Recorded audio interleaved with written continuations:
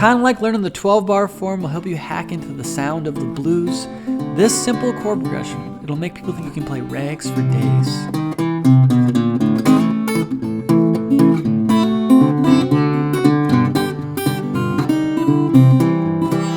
Quite honestly, you could play it for days because it's kind of that chord progression that never ends, but let's learn it in a few different keys and then we'll go on our merry way. Or I will. You can go ahead and stay on YouTube too if you want to. You're in charge of you. But for now, let's check out the 5 chord rag.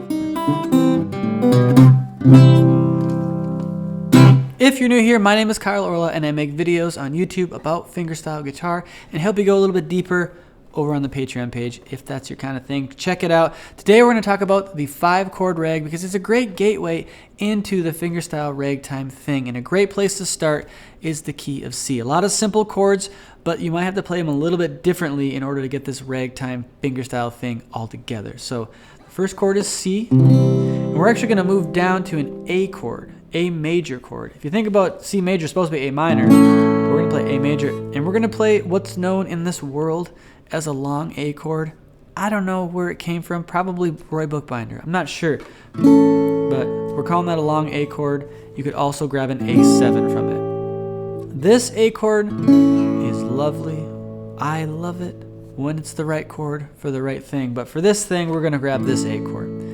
Our next chord in this cycle of chords is a D chord. You could also play D7, and then we're going to move to a G chord.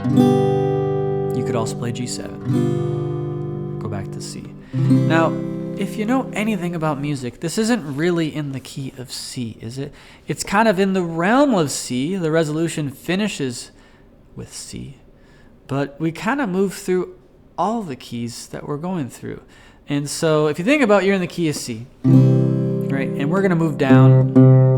We could do a little bass run down to the note A, which is in the true key of C, the relative minor would be A minor. Okay, and you could play this progression with A minor and it would sound fine, because it's all going to work, right? All the root notes of this progression are in the key of C, but the qualities, they're not.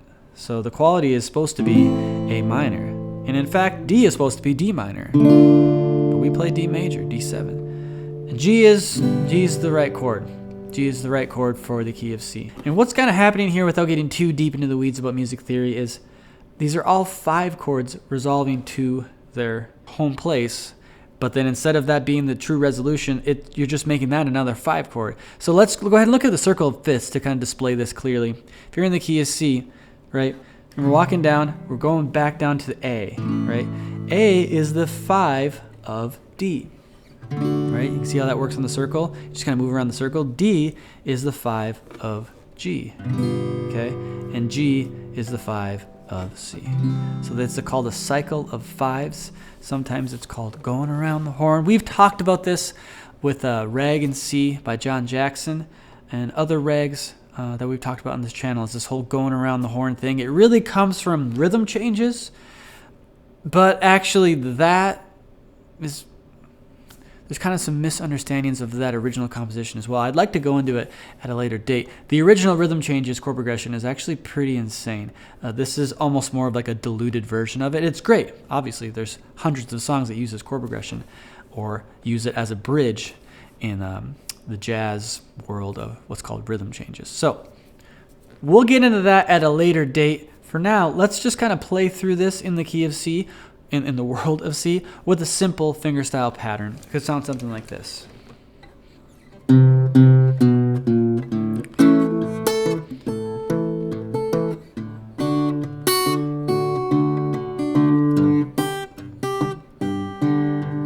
So we can do things like a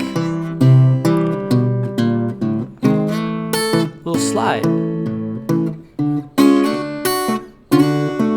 We can't really do that to G. We can make it G7. We can go A7 to D7, G7. Now there's a ton of material just in the key of C with different capo variations, but they're still kind of playing out of the key of C. I'm Bound for the Promised Land is one of my personal favorites. You can also check out Rag Mama Rag, although that's on capo 5. We will talk about that after this one because I want to talk about how to play in a key that's not the key of C, because there are also plenty of rags, 5-chord rags, played out of different keys, and one of them is one of my favorite tunes by a guy named Charlie Jordan, and this is Just a Spoonful.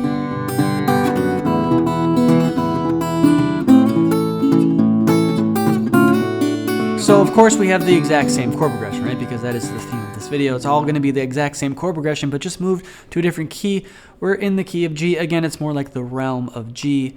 So we have a G chord moving to the bass of its relative minor, but we're making it major, right? And we're making it major because that's the 5 of our next chord, which is A, right? We have another A chord, and that's the 5 of our next chord, which is D, another D chord. So 3 of those 4 chords are the same chords you already had in the key of C. We're just adding an E chord. So it's not a lot of new things, right? And the cool thing is a lot of our same tricks are going to work. You know, make A and A7. D can be D7. G could just walk down. It's all going to work. It's just the same chords.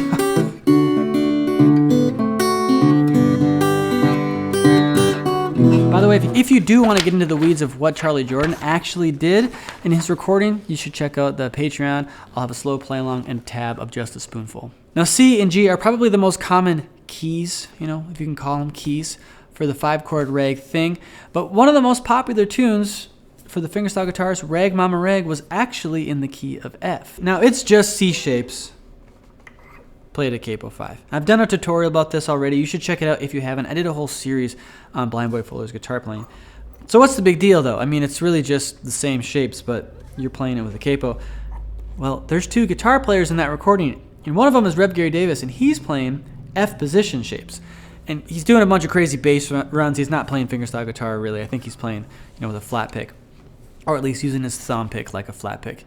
But we should check that out. As a fingerstyle guitar player, we should know how to play it in the key of F2 in the event, you know, somebody was playing Rag Mama Rag and we didn't want to play the exact same thing. You should be able to play it in F position. The chords are really simple. Now, just like before, you start with F and move to its relative minor, which is D, but instead of making it minor, you make it dominant. And that dominant chord, D7, wants to resolve to G, and G wants to resolve to C, and C wants to resolve back to F, and then it just goes along until somebody stops you. So what are the shapes? So we've got, I use F like this. That's how most fingerstyle players are going to do it, but you know, you do what you want to do. I would recommend this one. And then we can walk down to D major or D7. I mean, you could really even do this. You could play that chord too, right? This is just another way to play D7. You can move the G right here then, which looks just like that F shape, but right here, and go to C right here, and C7. If you do it that way, I'm just kind of making this up on the spot, you only have 2 chord shapes. And a few of them are chord shapes you've already used in tons of tunes, right? F you've used in the key of C a million times, probably. D7, obviously you've used in the key of G, because it's the 5 chord.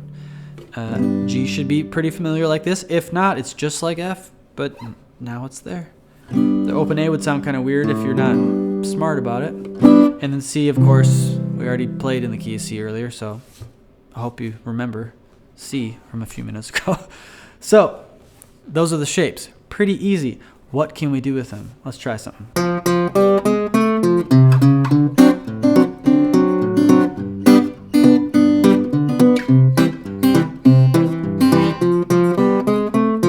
Now I'm thinking Rag Mama Rag in my head because, well, that's the tune that's in F that we're basing this off of. And this lick, it's kind of the Rag Mama Rag lick. It kind of shows people you're playing Rag Mama Rag, but there's one difference. This. So I'm walking up instead of just walking down. You know, the original one, put it on the 5th fret. The original one would have something more like this. Walking down. So it's just a slight difference, but it kind of, you know, it for one shows that you're playing the tune, but for 2 shows you that you're doing different things because you are in a different position. You can take advantage of certain things in one position that you can't do in another. You could even kind of do some low sixth motions that you could never do with the capo. You know what I mean? So, and depending on how you move up the neck in different positions will get you different options. Of course, these are all just first position ideas in every key. If you want to check out how to play in different positions using the 5-chord rag, do check out this tutorial here of John Jackson's rag in C. He gets crazy, and there's some really cool sounds you should explore. So check that one out next. Thanks for being here. You can get this tab over on the Patreon with the slow play along, and I will see you wherever you click next.